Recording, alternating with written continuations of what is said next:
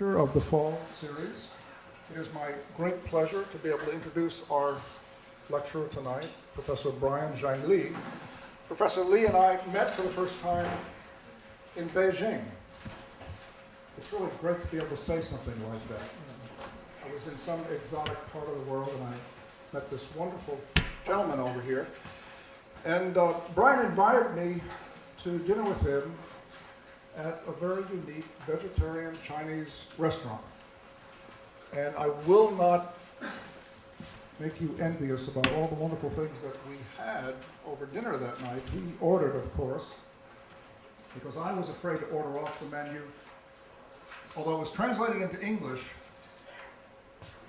I wasn't sure about what I was actually ordering there because the English translation was not exactly precise. It had strange things on there like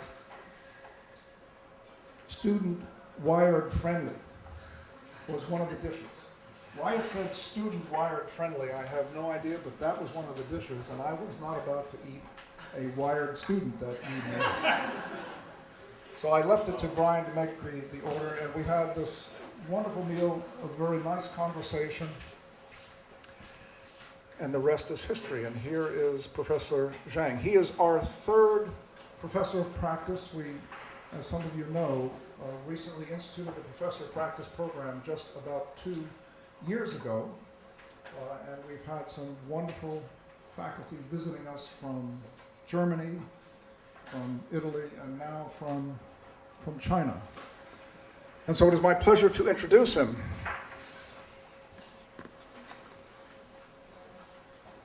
I'm going to use some of my notes here if you'll bear with me.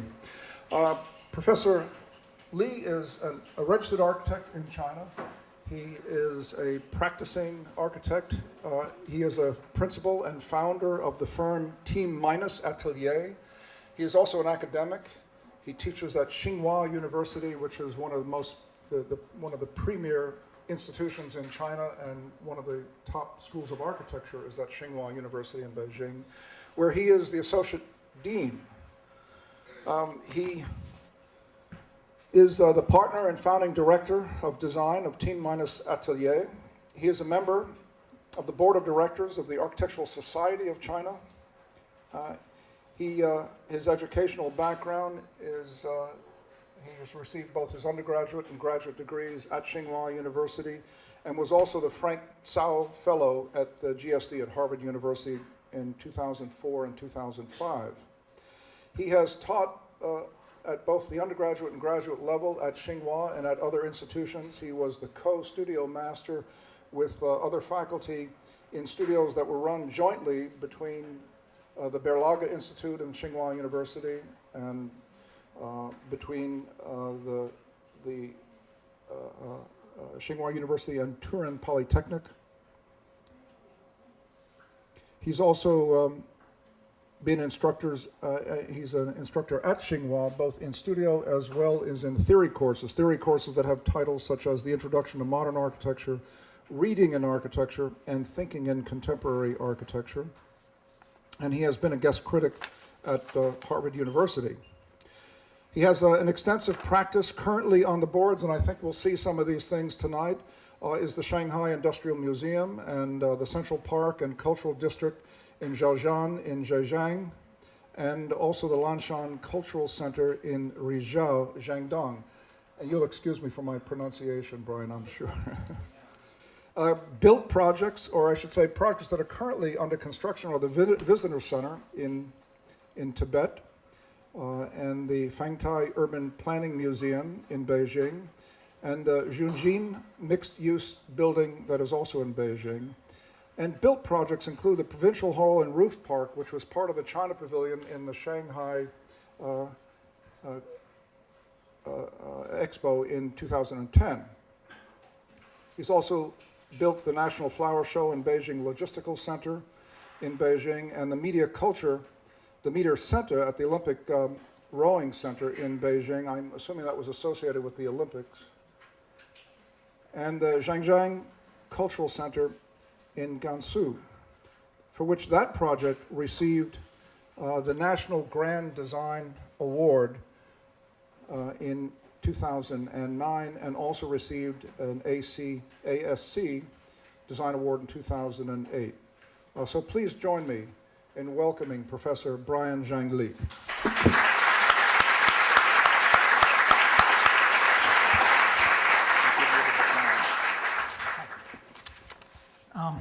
Thank you, Randall, for this generous and historical introduction. And thank you very much for getting me here in the first place. It was a great experience in Syracuse, and such a wonderful weather, a never-ending supply of fresh water and fresh air, smart minds of a university. Everything is the opposite end of Beijing. So please do expect some mediocre performance tonight, because generally speaking, in architecture schools, lecture series always starts with the worst and concludes with the best.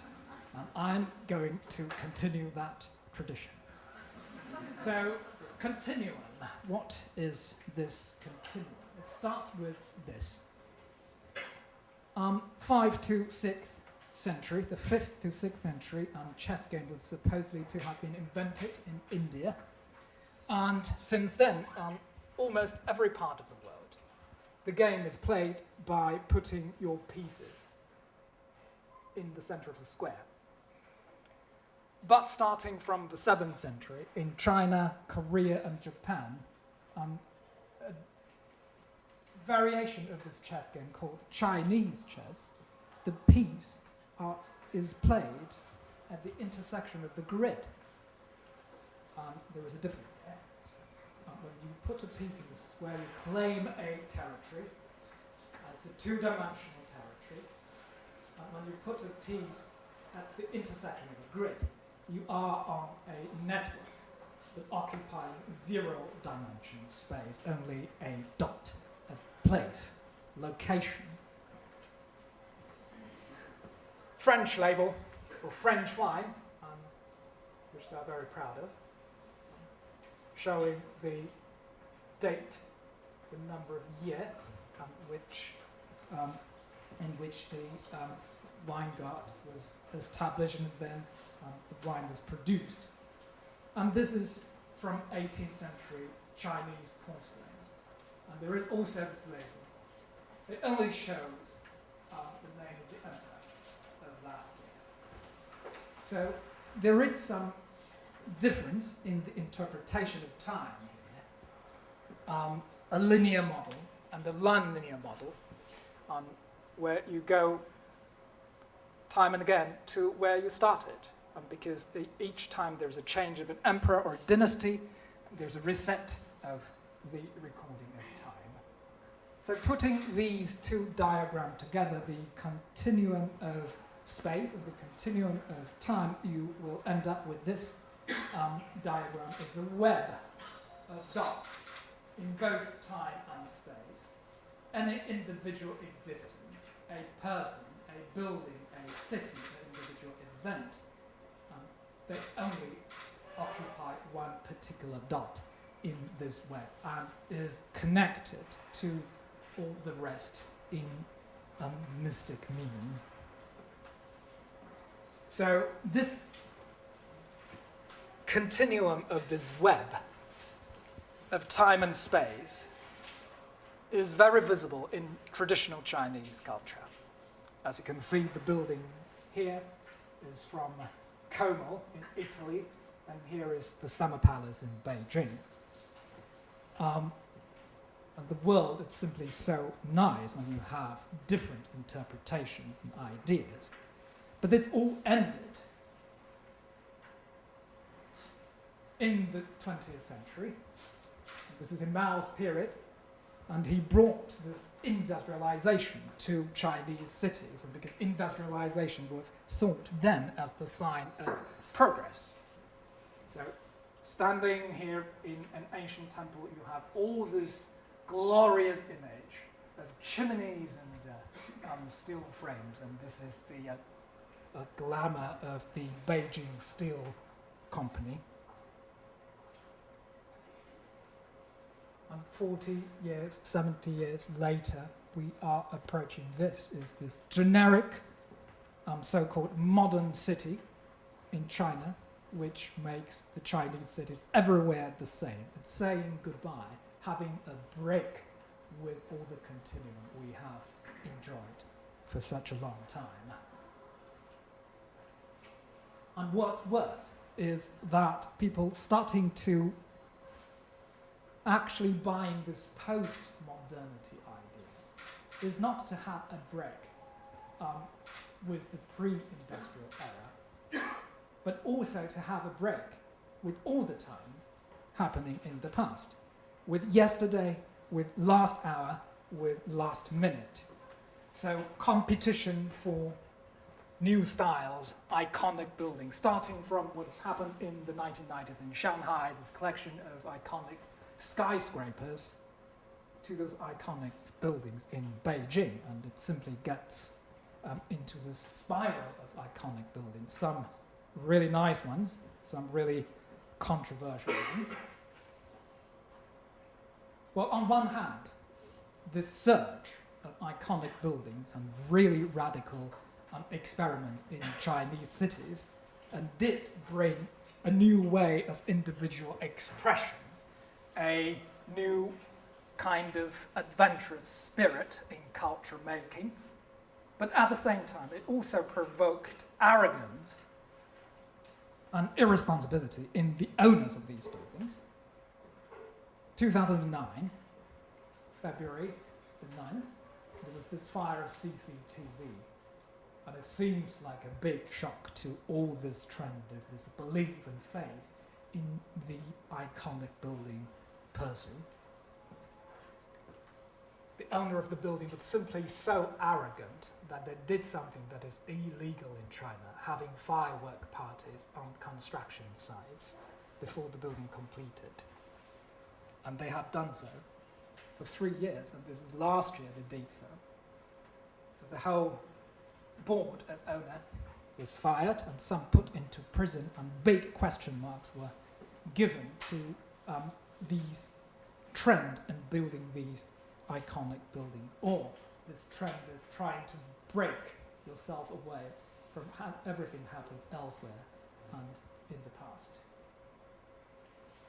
So maybe looking back into this continuum, or maybe this looking back into the traditional wisdom of making time and space and having a piece with time and space and link yourself to the continuum of time and space is useful and helpful. That's why we have actually in our atelier and with my colleagues, we have taken this as our approach of getting our projects onto the continuum, this web, is we will, starting from a particular situation of a particular project and try to find links with some prototypes in the past and try to give a contemporary way of interpreting that prototypes, and that is why we're going to talk about prototypes and interpretations tonight. 3 prototypes, actually 3 strategies in making cities and built space, and 5 projects, 3 for the first strategy and 1 for each of the other 2. So starting from the strategy of stitch, we will go to Jiangxi province, 200 kilometers north of Guangzhou. You have this village. It's called Diaoyuan. It was founded came into the intellectual map in early 18th century. So what is this stitch? Well, by doing stitch, basically you're playing with the boundary, you are going back and forth, across the boundary. So thinking in perpendicular to the boundary. Eventually you will have something put together, and this is exactly what the design of this village has done. Before the design of this, there were 2 villages continuously at war with each other. But someone simply ingeniously designed this a series of tunnels, bridges, stairs, and platforms.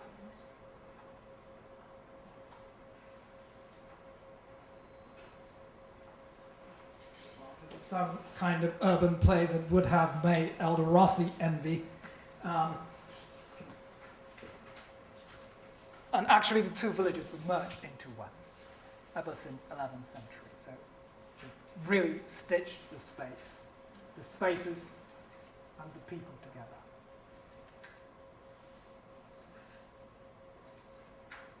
So we have been trying to reinterpret this stitching strategy and prototype. The first example is in Jinchang, a pretty unknown city, uncharacteristic, feature-less city in the northwest desert of China. The city only came into being by the discovery of the world's third largest nickel mine, so it is named as the nickel capital of China. The building was designed in 2003, completed in 2008. It's not a very big building, I mean, by Chinese standard. So Jinchang, the city, is simply the typical post-Soviet kind of industrialized cities. You have the mine and the mountains in the west, a major road first leading to the railway, and then with the highway system developed, another road system, industrial, public, cultural, public, residential. So when we were asked to do this cultural center, we were given the commission simply in the expectation that we can somewhat bring some sort of identity to the city. We have found actually this stitch prototype to be effective here. It tried to get people from the residential to the cultural. And before we build that building, cultural square was simply actually without many people. So we have to capitalize on the north and on the south and west orientation of the building. To collect sunshine, to heat the building, because that's a very atrocious weather in the winter. But yet we still have to define some sort of identity, and these kind of Soviet-style industrialized cities don't have this kind of history, but they have their mountains. So eventually, if you think that you can put glazed walls on this side and solid walls on this side in the west, you end up with a building like this. And indoor, there will be a promenade that can open to the public 24/7 for a city that is so thirsty for some sort of indoor public space. So that was the conception of the project. It is this corridor.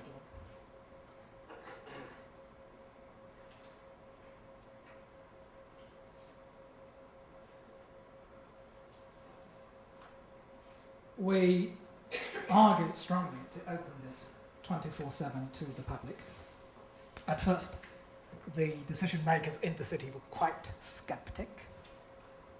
One of them said, "You know, our workers are undereducated.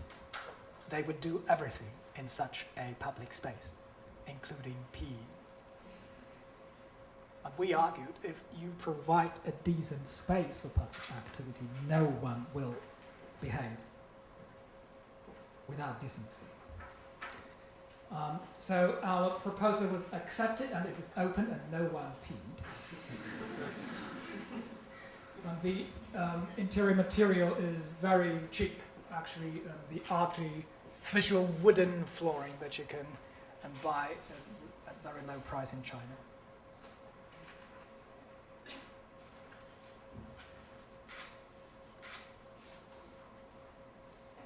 And people simply, at lunchtime, after school, they will have some sort of playful time here. Well, the second interpretation of the stitch strategy was actually not a very satisfactory one, because when you stitch, you really need the source of people on a boundary that used to divide, and then you convert it to something that connects. But when you don't have this source of supply of people, and that becomes a problem, and that is what actually happens in these kinds of Chinese event buildings. This is one of them. In Zhang Li, actually very close to the airport. When you touch down or get off, you will be able to see it, only blocked by the Beijing air. The competition was done in 2006 and built in 2009. It's huge. It's 1.7 million square feet. The county of Zhang Li was basically a faraway county from Beijing in ancient times. This is in 18th century. Beijing used to have this central city proper, forbidden city in the center, and a natural system leading to the northwest mountains. And Zhang Li was simply an isolated postal station. In Mao's time, the airport was constructed, and a highway or a vehicle way was developed. Mao's biggest contribution to Beijing was the creation of the Chang'an Street.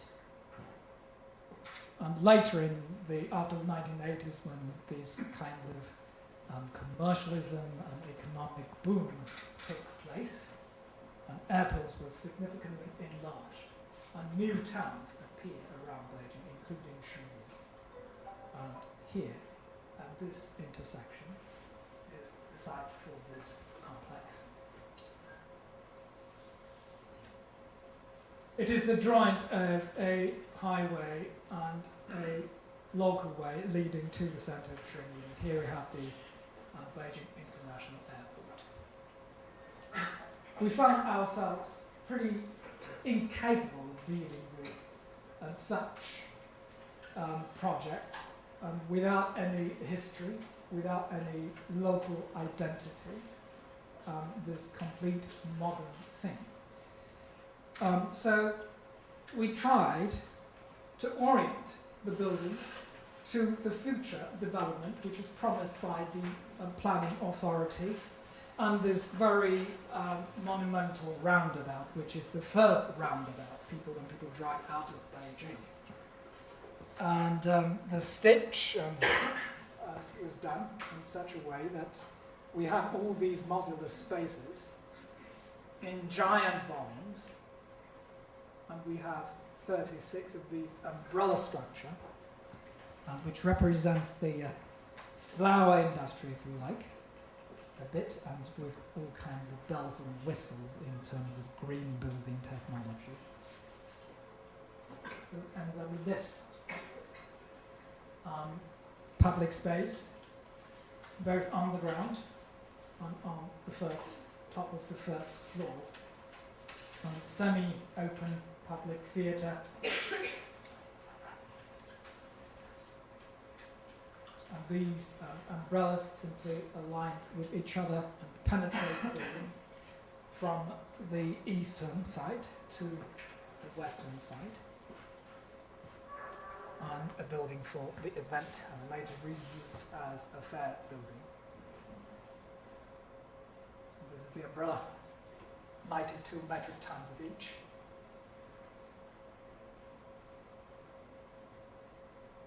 And this is all the bells whistles, and that is being incorporated in the indoor umbrellas.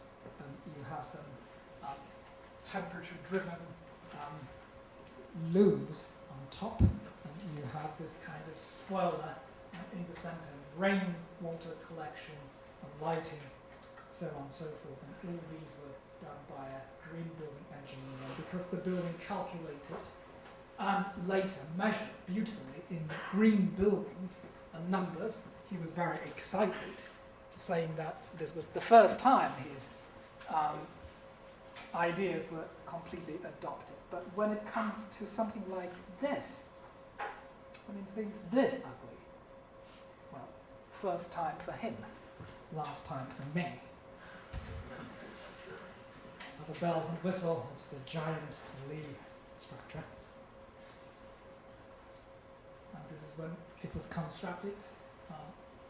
You see here the black dots, they are the construction workers. Inside of it. And the orientation of this theatre was actually to the roundabout and the promised later development. The biggest failure we have in this building is about this space. It is not used. And even at opening ceremony, closing ceremonies, and because it faces an empty space and it continues to be empty, even now, the promised development was simply nowhere. So the primary function of this now is either to watch the planes or to scare people. And the building has to be built in a time span of 13 months, so everything needs to be quick. So each of the components was designed, modelized and prefabricated. And here you have all the panels, frames, curtain wall, modules made. Even the numbers inscribed in the building were actually prefabricated. Pageantries at the fair 2 times each year. You have people. For the rest, 9 months, the complex is empty. That is not a good stitch. Empty day, in the night. So we, after the completion of the building and witnessing this kind of lack of people thing, we put this question to ourselves: how to make a better stitch? You have to have people, and you have to have some sort of centrality for these big, mega scale buildings, because without people, the building is simply object for photography, anything but architecture. The third interpretation is an even bigger building. It has 3.1 million square feet of floor areas in the city of Ningbo, which we believe it's a slightly better stitch. The competition was won in 2007, and the building has just been completed this summer.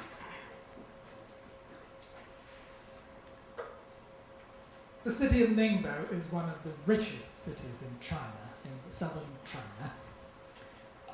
The city takes pride in its tradition, what they call the Ningbo people mentality of trade and entrepreneurship. Actually, they started open trade with overseas firms. At earliest time in China, one of the earliest open harbour to these international trades, and also it has a bond that was built 140 years earlier in Shanghai. It was the Taiping-Tiangu movement, a farmers' rebellion, and drove all these entrepreneurs from Ningbo to Shanghai. So Ningbo is a city that can be defined by 2 rivers.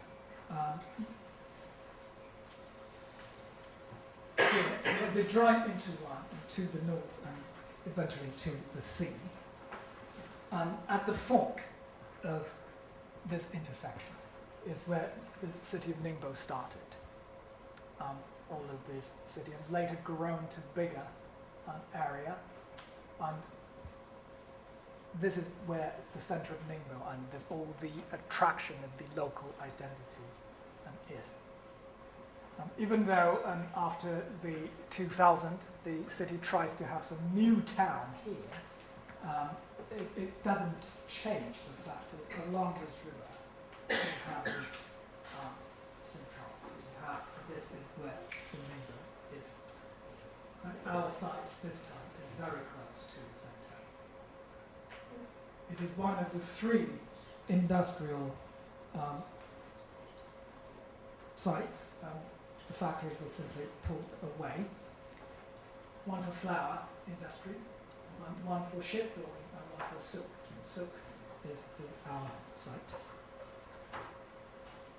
The program was big, and simply because Ningbo is now paying over $1 billion each year to foreign industrial design and engineering firms. They wanted to bring all the second and third tier design and engineering firm to Ningbo, so they really need vast office space.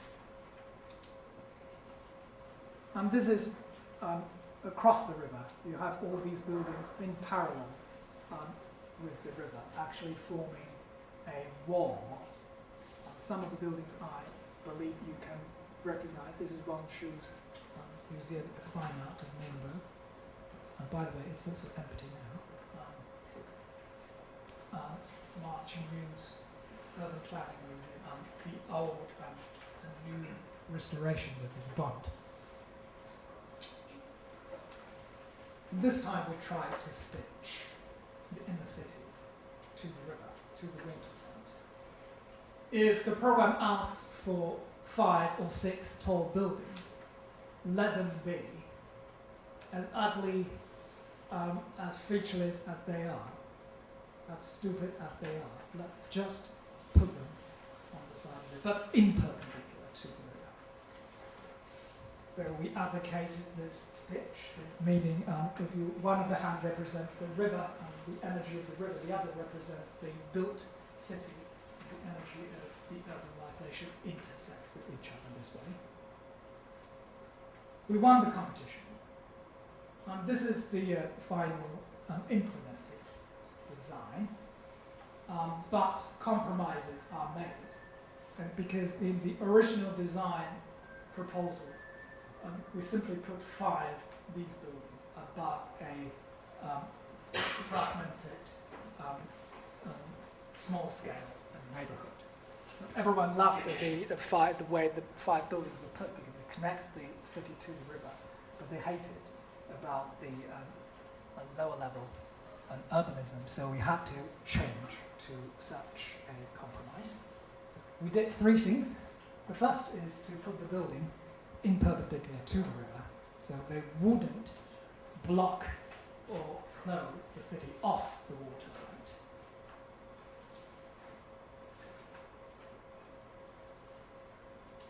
Reduce the character of all the skyscrapers. Let them be big and stupid as they are. But they need to have a gesture towards the river. So vertical stone cladding at a 1.5 meter interval, and terracotta shutter at 1 foot interval to the side of the river. The second thing is about these lower levels.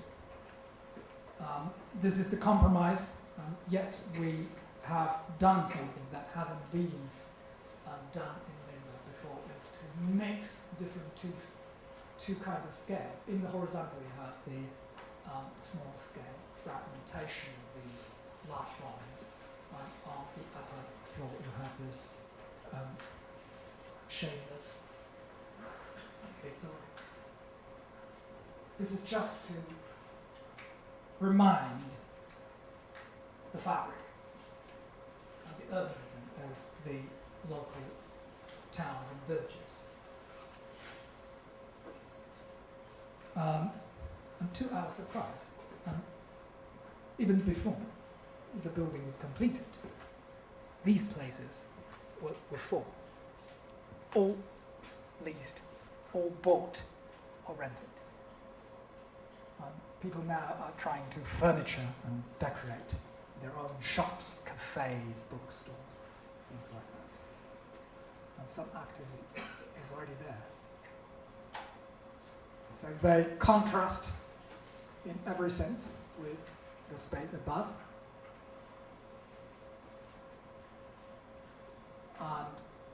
they fares in a fragmented way to the side of the river. We have very carefully to maintain this kind of fragmentation, not to try to imitate the line of the waterfront. And we designed the horizontal and vertical connections also in the fragmented way, just to make the scale small, to downscale, so you have actually segments of small scale spaces. So there is possible continuous pedestrian flow to maximize the panorama of the river, and have a view of the river. And you also have corners that can be more static, different kinds of activities. And please don't get me wrong, empty chairs don't have any political association here.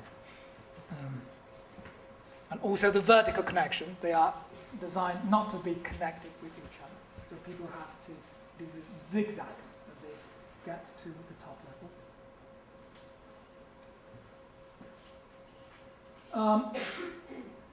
We've done a study to shoot the building at a 2-hour interval to see how the activity pattern is being made there. The first terraces were actually bought completely by a hotel chain, so it's shut off from the public, and all these are actually being used by the public. This is 6 p.m., 11 p.m.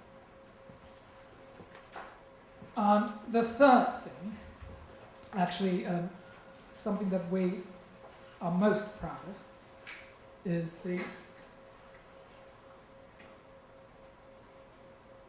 keeping of this only building on the site. When we were shown at the beginning of the competition of the sign, in the field trip, hidden behind the trees you have this little villa, and it was a tradition of Ningbo entrepreneurs to live right next to the factory. And we have somewhat convinced the owner to keep it in its original place. This has been proved to be $1 million decision, because it added $1 million to the cost of the project. You have to do a whole-scale excavation on the site, and you have to keep it standing right there without moving it, without cutting it, without hurting it. So it was very expensive. It is why I'm still regarded to by the treasurer of the Ningbo Industrial Investment Firm as the son of the bitch. Compliment.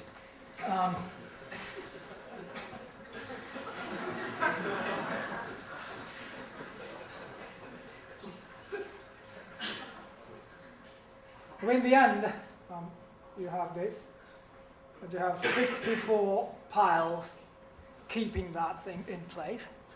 The maximum crack in the building was measured as 1.5 centimeters, and the subsidence was 15 centimeters, as expected. We have kept all the piles in its original place. So it's now linking as a portal, connecting the inner street to the river in the front.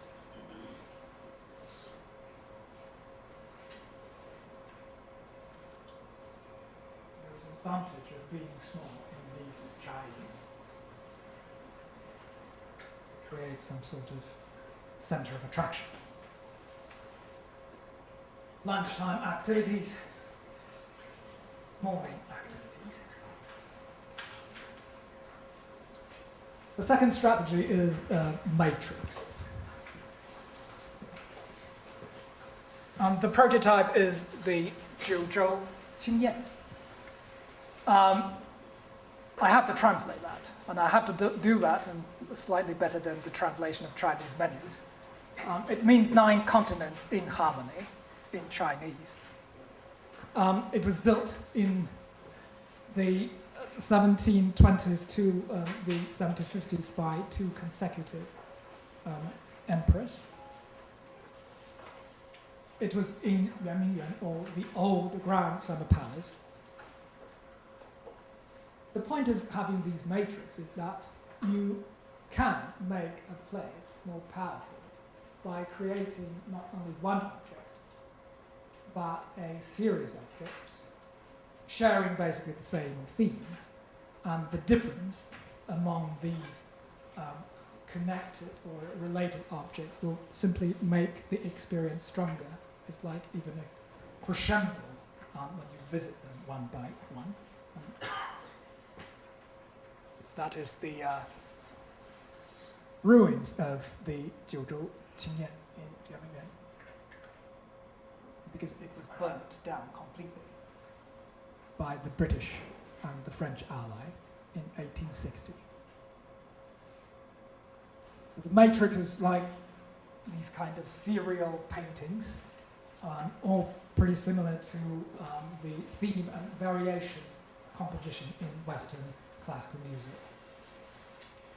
The emperor simply believed that this was a miniaturization of the universe. The Emperor Qianlong wrote it, quote and end quote, only at this 9 continents in harmony that I have a peace of mind, being this anxious emperor of this large kingdom. So you can address an idea of the infinite with a small number of objects. Pretty surprising that the power of the space, of the place, it's still there. Even when major buildings were torn down.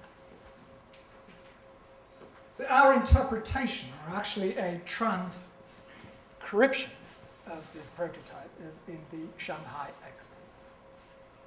It's the roof gardens of the China Pavilion. 13 meters, or 40 feet above the ground level, the urban ground. Shanghai is a city made by one river, the Pujiang River, and you have this kind of one river dividing a city phenomena in a number of major cities around the world. It's one river making one side of the river extremely rich and the other side extremely poor, and this is visible in both Rotterdam and New York. This was Shanghai, where Shanghai originated, the old bond.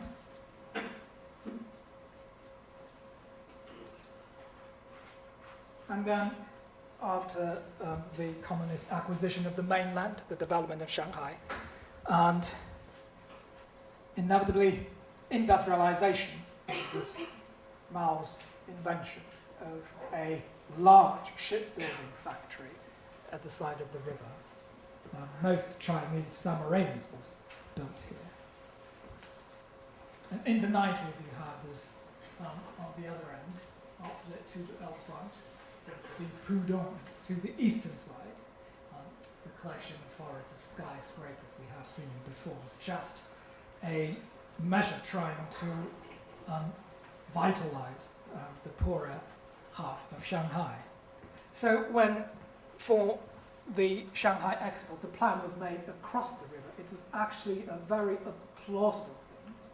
It is only by these kind of major world events can you move a large factory affiliated to the military and at the same time bringing the underdeveloped eastern part of Shanghai into a much more promising stage.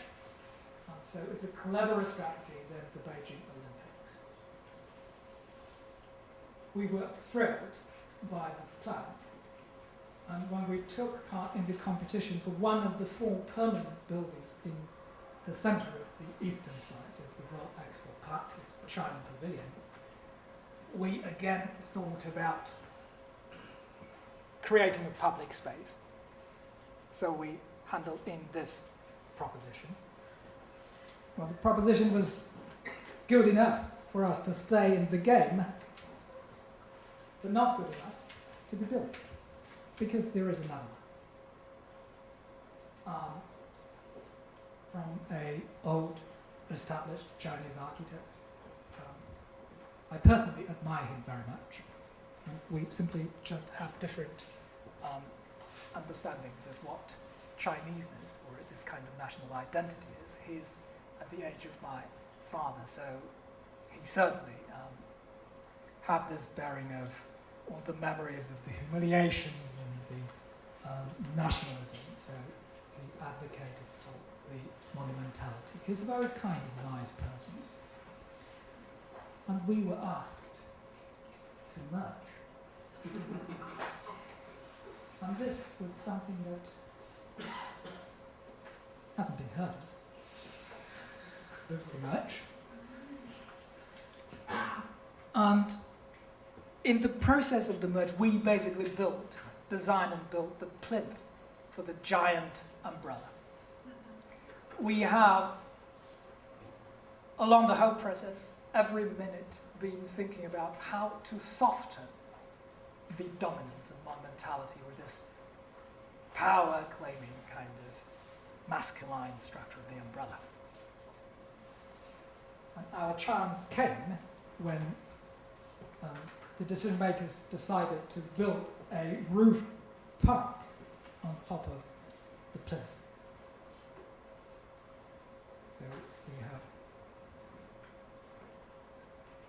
done in this park, tried to soften the monumentality of the umbrella. Simply translated or transcribed the prototype of the Yuanyuan here on top of the plinth. Because these things has a giant national Chinese concept, so it was easily accepted. And yet they can divide the whole space into smaller scale. Two Google Earth maps showing the similarity between the two.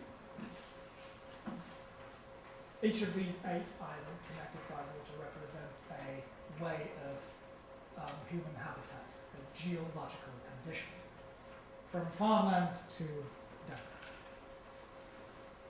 We have deliberately given names. It is to each of the islands, because when you design a Chinese park, the tradition is that you have to name them to avoid the names being coincidence with a real name. We have deliberately create some unknown characters in such a way that you still recognize the character, but you know it is wrong. To give you a flavour of this, I have deliberately misspelled some of the English translations here.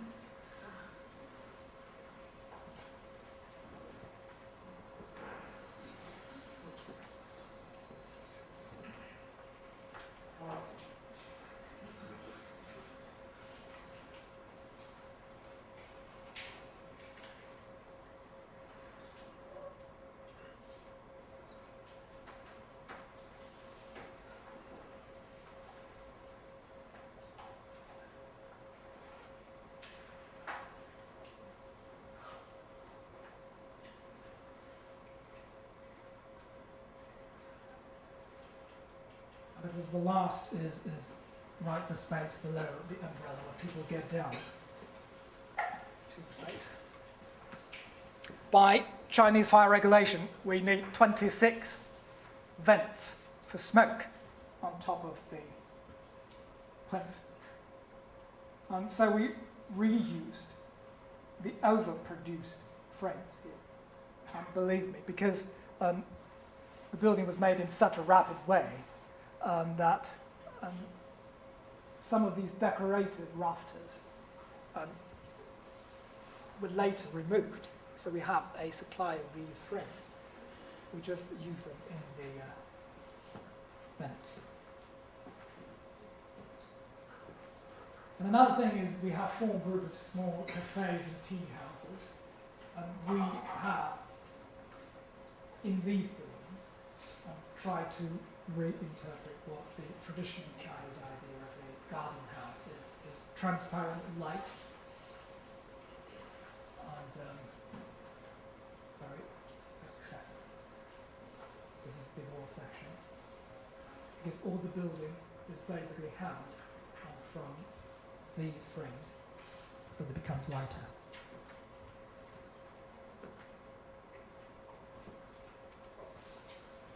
Porch around.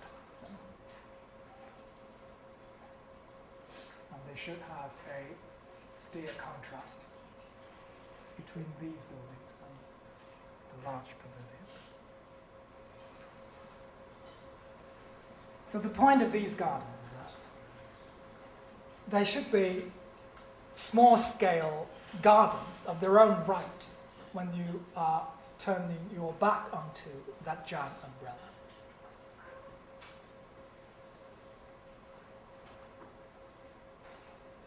But when you look at the umbrella, we should, by the use of lively things, organic stuff, to soften the image of the dominance of the umbrella,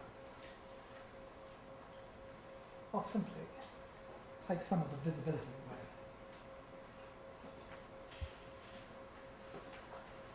Connection. The prototype is the city of Chengdu. Actually, this whole city was built for the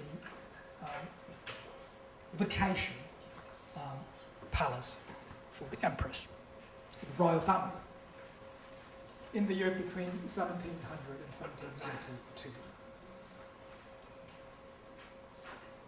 The connection idea is quite inspiring, is that you would, when you build something, you would care at least as much as seeing as being seen. Today, buildings are simply caring about how they look, about being seen.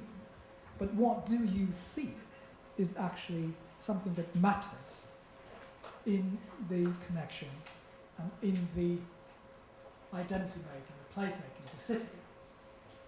So here you have the vacation palace, 5 temples, originally 8, and a very unique mountain top. I believe you all know what this is. Sometimes nature simply goes graphic. The temples, they are visible to each other. And the design of the temples cares more actually about what you see from the temples than how they are seen.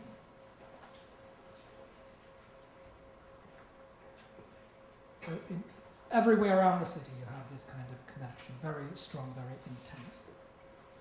Whenever you get into the city, all of a sudden you drop yourself into this network of these connections.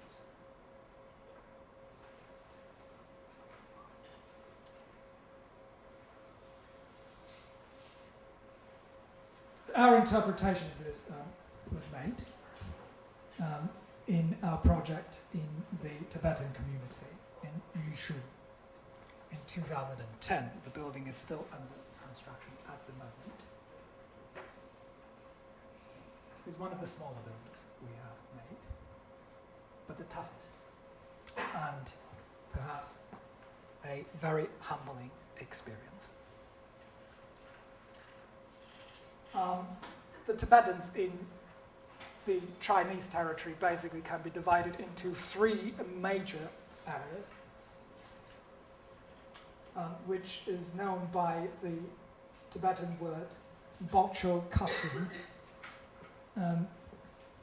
You have here Lhasa and Ali, which is known as the Ali Tibetans. You have in the center Yushu and surrounding areas, just called the Middle Way Tibetan. And then you have the Gangzi Tibetans.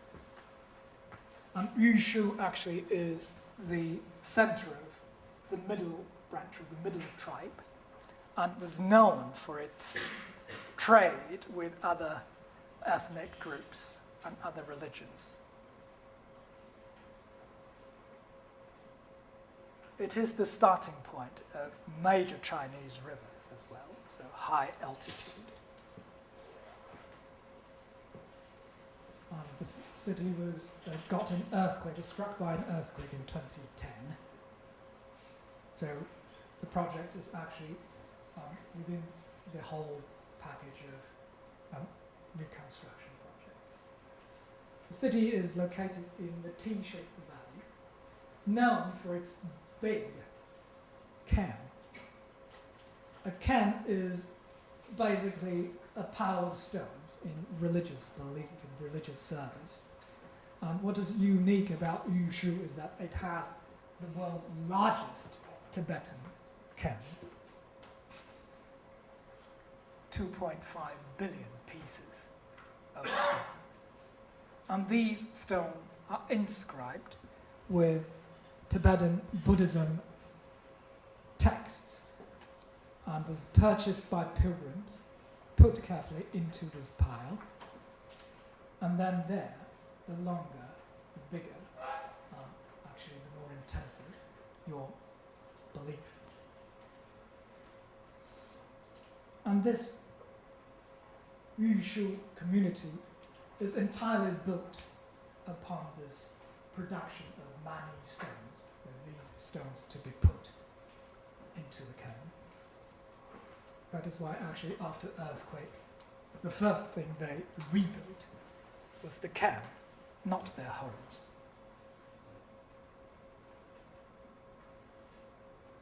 It's simply striking to see the resilience of people, the power of religious belief there. You have a whole group, ethnic group of people getting there right after the earthquake, engaged in the religious service and still enjoying life. And of course the local community wants to open up to the rest of the world, to present their religious culture. There's many stones to visitors. So I was asked by my group to design a visitor centre to it.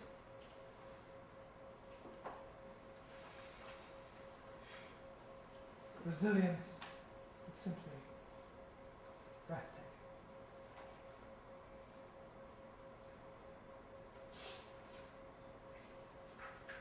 In the first 4 months of the design, we failed in some 7 propositions. We simply couldn't get it right. And then we came to an understanding that we were foolish.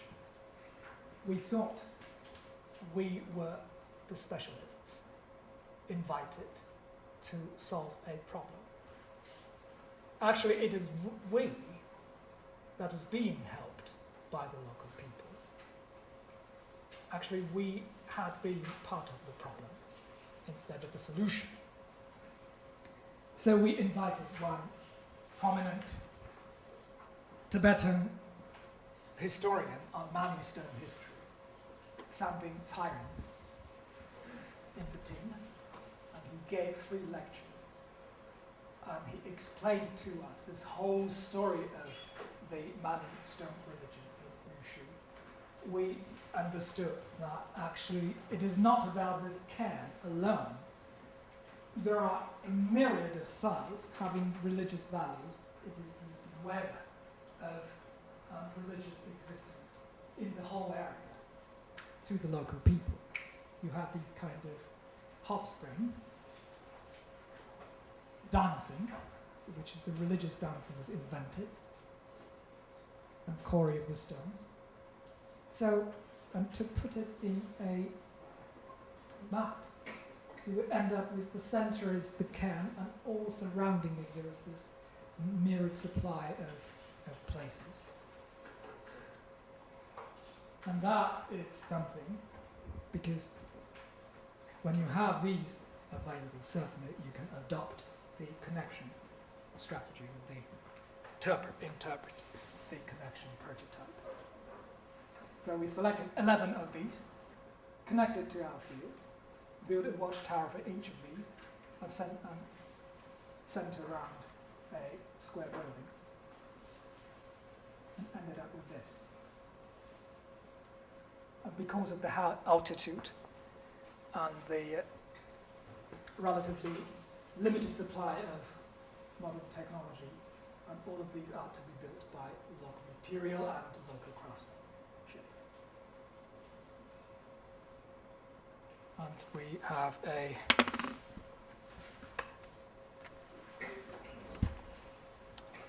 video for it, because the video was made in-house. So please be tolerant to the quality and the music.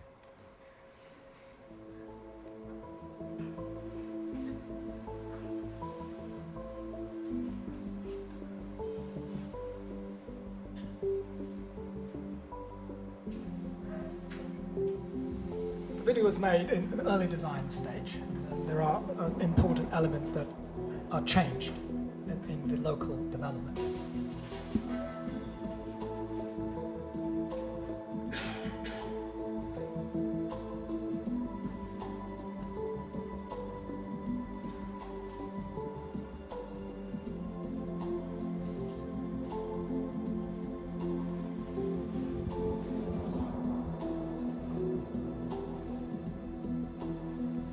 Siding.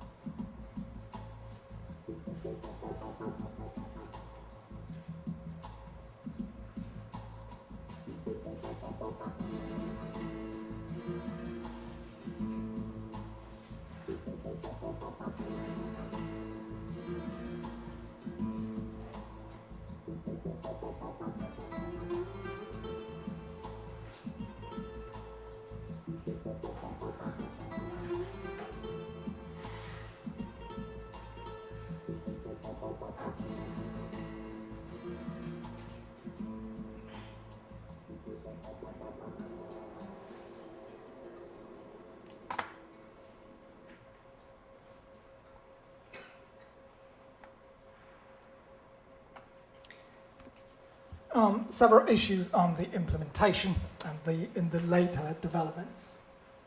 First is a change of section here and here to actually reduce the size of the balustrades made of wood, saves material, and at the same time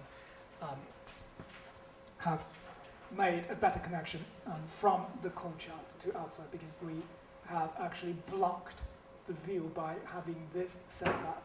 We have blocked the view possibly from here to here, so you wouldn't see anything on top of the roof here. And for the masonry,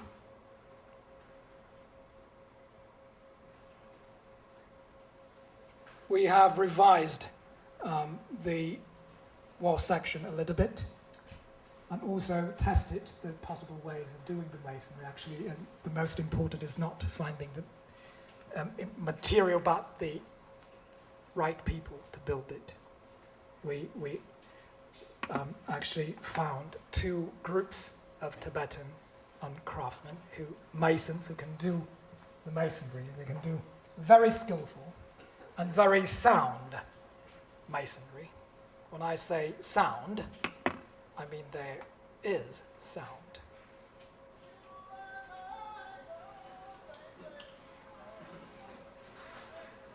Why 2 groups? Because this is the first day.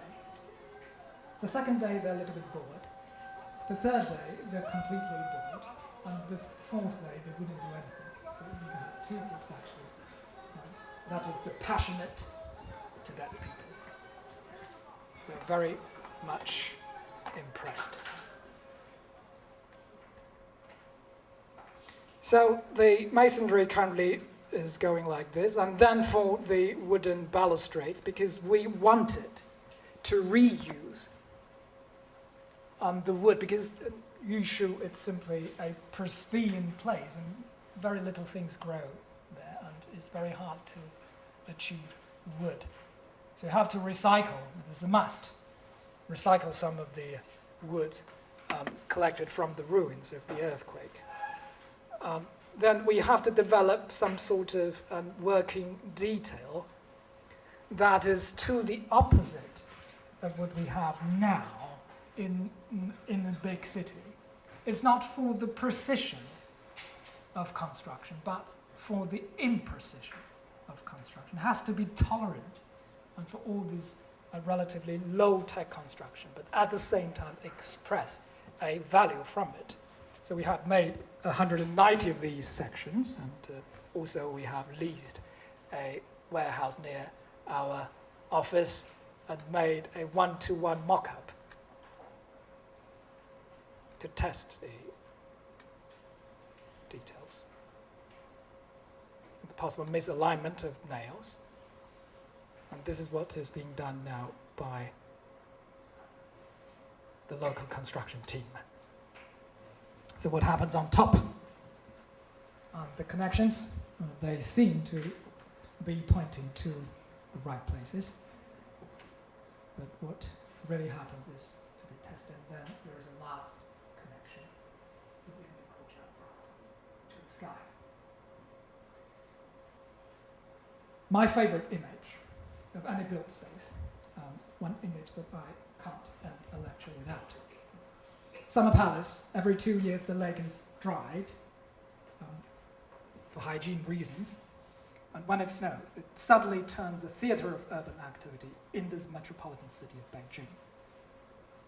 So the argument here is, no matter how contemporary our built space are, they still have the chance of making love with time.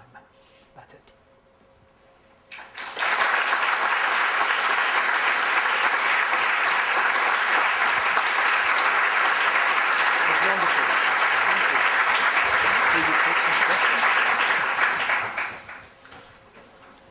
Professor Chang will take some questions if there are any.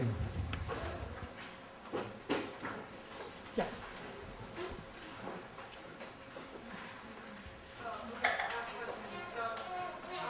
In areas where there are like naturally formed divisions, such as Shanghai, there's a river, and then that becomes like a barrier, and civilization naturally just divided. Like, how would you support your argument that architecture, man-made creations are kind of stitching together, being a part of this continuum, when in actuality it's kind of defying what the natural order is that is already existing in these areas? The point is not to actually fight against the natural force, it's to use the natural force, because when you put building in perpendicular to the waterfront, and there is a natural way of having some wind blowing from the river in the night, and then from the inner city to the river in the day. So it is to actually use the natural forces, not to fight against them. There is something architecture do, and something buildings can't. So I believe you can orient your buildings, but you can't actually bridge all these natural barriers.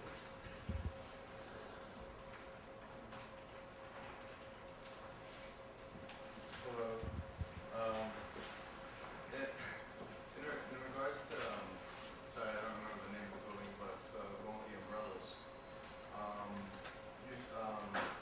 The giant leaf structure and the open space beneath it. You said it wasn't used, and this was due to, I guess, because there was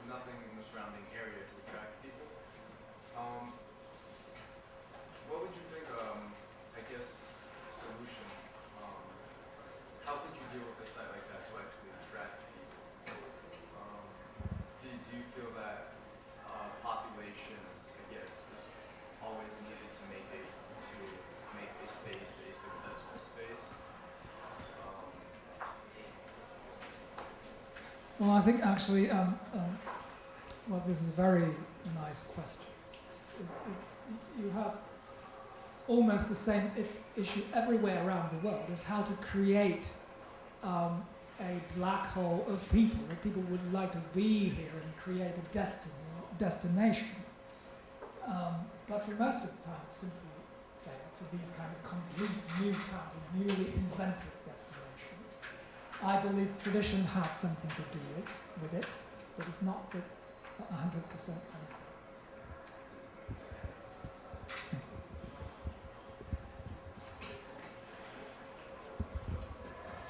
This question was asked before about China subjects. As you said, you have uniform you said continuous is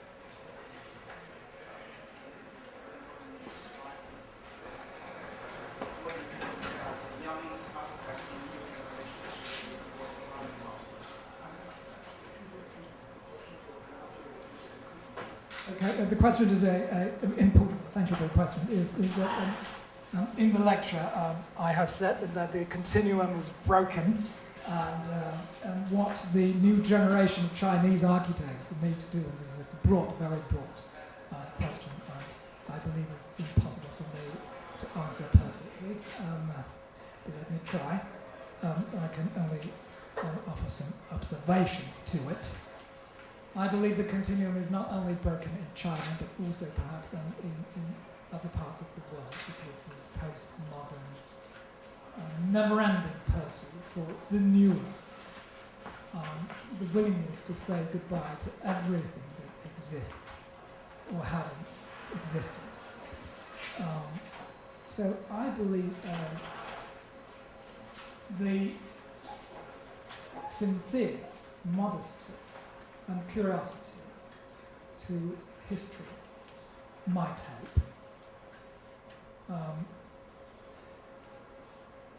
A senior curator from the Guggenheim Foundation, she's the senior curator in the Asian region, she once told me that she has a physical depressed with the word tradition.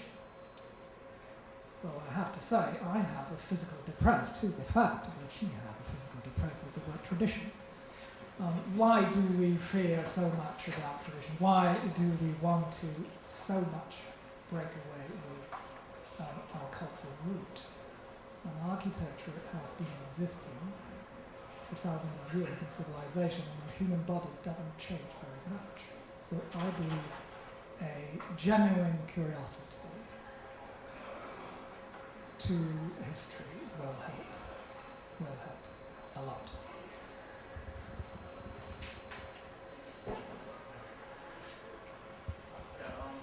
Just a question about sort of the culture of building in China. It seems like things are, there's a lot of like very large scale projects that are being built and speculated on. And I just wondered, how much of that is, I guess, like user generated, and how much of it is just sort of built speculatively, or even, just like a technical. I'm being taped, right? I have to answer, honestly. 1/4 is being used. I mean, if you take into account the floor area, 1/4 of these cultural facilities are being used. There is half of them that perhaps are being used temporarily. It has a shifting functions, and the other 1/4 is simply empty. In a building as large as the bird's nest is used only 3 times, 3 or 4 times a year. So it is simply collecting objects, and buildings start to grow as start. Well, the Chinese economy has already suffered from this burst in construction, building these large-scale empty buildings. CCTV, CCTV building is still empty. And even the site, it's still being closed off from Beijing, from the rest of Beijing. And all the public spaces, the Zhang are not used. Well, I believe there will be a rethinking about this. Perhaps there is going to be a smarter strategy for urban redevelopment, aiming at smaller, more sustainable way of doing urban construction rather than this kind of mainly in scale and size.